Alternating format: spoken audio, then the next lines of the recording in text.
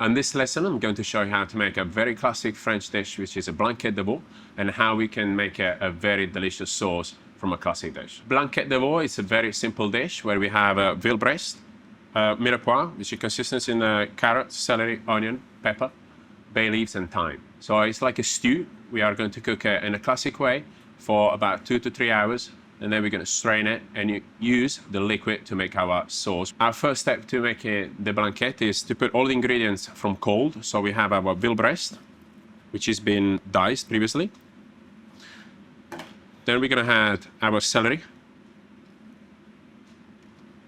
carrots, onion, a little bit of a mignonette pepper,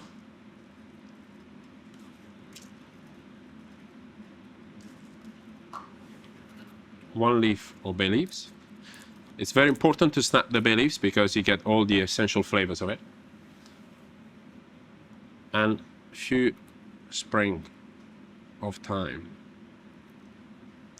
Now we're all going to cover this with a cold white chicken stock.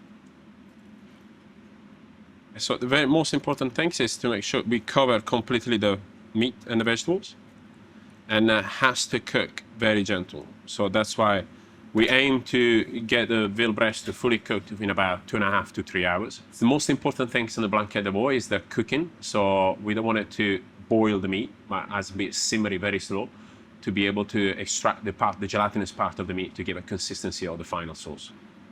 So we are on the stage where the blanquette starts simmering. So it's extremely important as a very simple dishes that we find and we look after the cooking process. So simmering is the most important part of it because we want to get that meat to be juicy if we serve in the stew. In this case, it's to extract all the flavors of the meat and the gelatinous part to be able to give that consistency we need to be able to have that texture also to serve the sauce.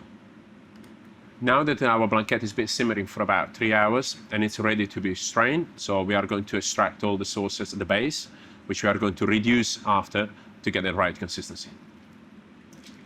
We're aiming to reduce the sauce very gentle, so we don't want to caramelize all the sugars that comes from the vegetables and the meat. We want to keep the flavor as much as possible, and we're aiming to get as a final result almost half of the quantity. The extremely important part of the sauce is to achieve this consistency. So as we can see, it's quite gelatinous, and it's all from the meat and the cooking of the meat. So what we're going to do is, after we strain our blanquette, we're going to just leave it in the fridge and cool it down for about 6 to 8 hours to make sure we verify the consistency. And then we're just going to melt it, reach no over about 30 degrees to be able to blitz our goat cheese afterwards. We are now going to finish our sauce, and steps are goat cheese, which is being crumbled first, and then we're going to add this into Vitamix. And then that's our blanquette stock, which has been warmed up at 30 degrees. Just gonna gently put it in. Gonna start gently blitzing.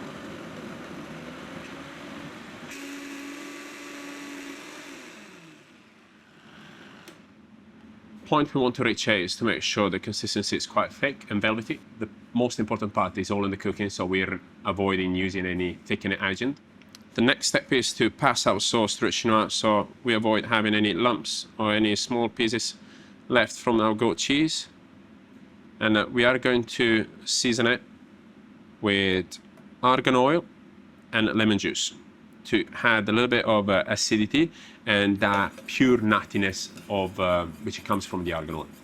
As a classic combination, I normally like to match this sauce with a fish, of a hint of spiciness, like a classic way how we do it in the UK is like surf and turf.